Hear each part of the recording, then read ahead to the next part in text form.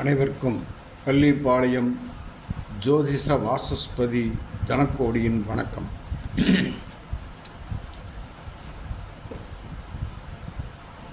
ஒரு சிலருக்கு படித்து முடித்தவுடன் வேலை கிடைத்துவிடும். ஒரு சிலருக்கு படித்த பிறகு வேலை இல்லாமல் கிடைக்காமல் அலைந்து கொண்டே இருப்பார்கள். ஆனால் இவர்களுக்கு 30 வயதிற்கு மேல் நல்ல வேலையோ நல்ல சுயதொழிலோ அமைந்துவிடும். ஒரு சிலருக்கு திருமணத்திற்கு பிறகு அமையும், ஒரு சிலருக்கு திருமணம் காலதாமதமானாலும் 30 வயதுக்கு மேல் அவர்களுக்கு தொழில் அமைந்துவிடும். அது ஏன்? அதற்கான கிரக நிலை என்ன என்பதை பற்றி பார்ப்போம். அதற்காக ஒரு கிரக நிலை மட்டும் இல்லை, என்னென்ன கிரக நிலைகள் இருக்கின்றன என்பதை பற்றி பார்ப்போம். ஒருவர் ஜனன ஜாதகத்தில் சனி பகவான் 7ஆம் இடத்தில் இருந்தால் இவருக்கு தாமத திருமணம் ஆகும் என்று சொல்வோம். சரிதான், தாமத திருமணம்தான் ஆகும். ஆனால் நவாம்சத்தில் இவர் ஆட்சி உச்சம் பெற்று சாரம் வாங்கி நவாம்சத்தில் அமர்ந்திருந்தால் இவருக்கு திருமணம் காலதாமதம் ஆனாலும் நல்ல மனைவி அமைந்து சிறப்பான வாழ்க்கை வாழ்வார். இது ஒன்று. அடுத்து, இவருக்கு அமையும் கலத்தரம் இவரை விட 4-5 ஆண்டுகள் இல்லை, 7-8 ஆண்டுகள் அதிக வயதுடைய கலத்தரமாக அமையும். அதையும் கவனத்தில் கொள்ள வேண்டும். அப்படி இல்லை என்றால் அந்த கலத்தரம் ஒரு முதுமையான தோற்றத்தையாவது பெற்றிருக்கும். இதுபோல சனி பகவான் 7லிருந்து ராசி கட்டத்தில் நவாம்சத்தில் மகர கும்பத்தில் துலாத்திலோ அமர்வாரானால் இது போன்று நடக்கும். பின் வாழ்க்கை சிறப்பாக இருக்கும். அதே போல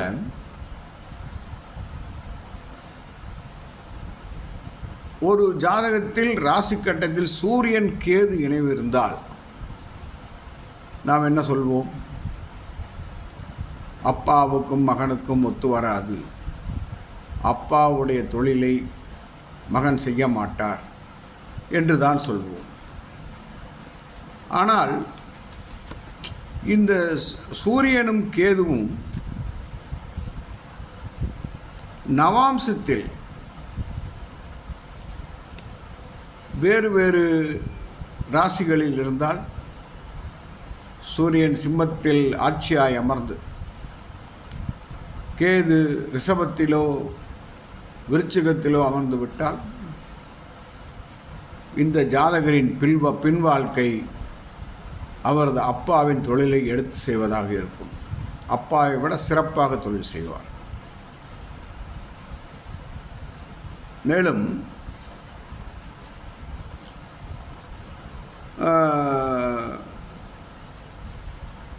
ராசியில் லக்னாதிபதி சனி மேசத்தில் அமர்ந்தால், மேசத்தில் சனி பகவான் நீசம், அங்கு அவர் அமர்ந்து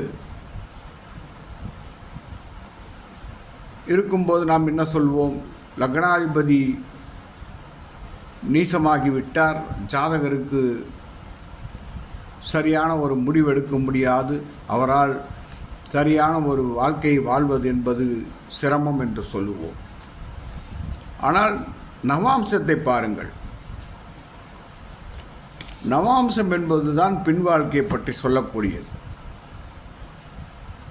இவர் அந்த நவாம்சத்தில் சூரியன் சாரத்தில் அமர்ந்தால், சூரியனின் முதல் பாதம் மேசத்தில் உள்ளதல்லவா, அப்போது இவர் தனுசு ராசியில் இருப்பார். நவாம்சத்தில் தனுசு ராசியில் இருக்கும்போது அது காலபுருஷனுக்கு 9ஆம் இடமான பாக்கிய ஸ்தானமாக இருப்பதால் இவர் பின் வாழ்க்கை சிறப்பாக இருக்கும். கவனத்தில் கொள்ள வேண்டும். அடுத்து தொழில்ஸ்தான அதிபதி நீசமாக இருந்து, அதாவது சனி பகவான் மேசத்தில் இருந்து குரு பார்வை பெற்றிருந்தால் இவருக்கும் பின் வாழ்க்கையில் 30 வயதிற்கு மேல் தொழில் அமைந்துவிடும். சிறப்புடன் வாழ்வார்.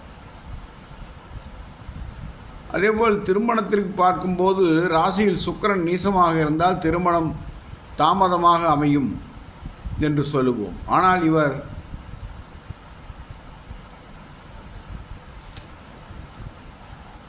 சனி பகவான் இவர் நீசமாக இருக்கும்போது சுக்கிர பகவான் கன்னி ராசியில் இருப்பார் அல்லவா?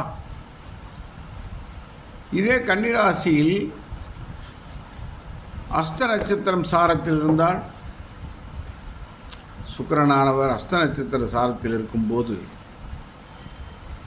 பாதம் 2இல் இருந்தார் என்றால் அவர்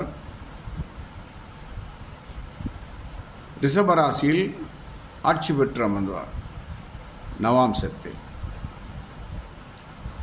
அப்படி இருக்கும்போது இவருக்கு நிச்சயமாக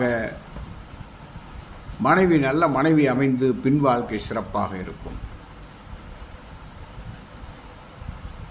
ஒரு ஜாதகத்தில் சுய தொழில் அமைய வேண்டுமென்றால் சனியும் குருவும் நன்றாக இருக்க வேண்டும். ஒருவருக்கொருவர் பார்வை செய்திருக்க வேண்டும் அல்லது இணைவு இருக்க வேண்டும். இந்த சனி குரு இணைவு என்பது மேசத்தில் அமைந்து ராசியில் இருந்தால் அங்கு சனி நீசம், குரு இருக்கிறார். தொழில் உடனே அமையுமா என்றால் அமையாது, காலதாமதமாகத்தான் அமையும். அதுவும் அவர்கள் இருவரும் கிருத்திகை நட்சத்திர சாரத்தில் பாதம் 1இல் அங்கு அமர்ந்திருந்தால் இந்த சேர்க்கையானது நவாம்சத்தில் தனுசு ராசியில் வரும். தனுசு ராசி என்பது காலபுருஷனுக்கு 9ஆம் இடமான பாக்கியஸ்தானமாகும். ஆகவே இவர் பின் வாழ்க்கையில் சிறப்பானதொரு சுயதொழிலை செய்து நல்ல நிலையில் வாழ வாய்ப்புண்டு. இதுபோல ஒவ்வொரு கிரகத்திற்கும் ராசியில் மட்டும் பார்த்தால் போதாது, நவாம்சத்தையும் கவனிக்க வேண்டும். அப்போதுதான் சரியான ஒரு பலனை சொல்ல முடியும். நவாம்சம் பார்க்காமல் சொன்னால், சாரம் பார்க்காமல் சொன்னால் சோரம் போகும் என்ற ஒரு பழமொழி இருக்கிறது அல்லவா? அதுபோல நமக்கு தடுமாற்றங்கள் வந்துவிடும். சிறப்பாக பார்க்க ராசியையும் பாருங்கள், நவாம்சத்தையும் ஒப்பிட்டு பாருங்கள். நவாம்சம் பின் வாழ்க்கையை சொல்லும். மேலும் விவரங்களுக்கு என்னை அழைக்கலாம். ஜோதிடம் பார்க்க என்னை அழைக்கலாம். நேரிலும் பார்க்கப்படும், ஆன்லைனிலும் பார்க்கப்படும். எனது ஃபோன் நம்பர் 93 64 11 12 94 மற்றும் 94 87 31 33 00, அதாவது 9364111294 மற்றும் 9487313300. நன்றி, வணக்கம், வாழ்க வளமுடன்.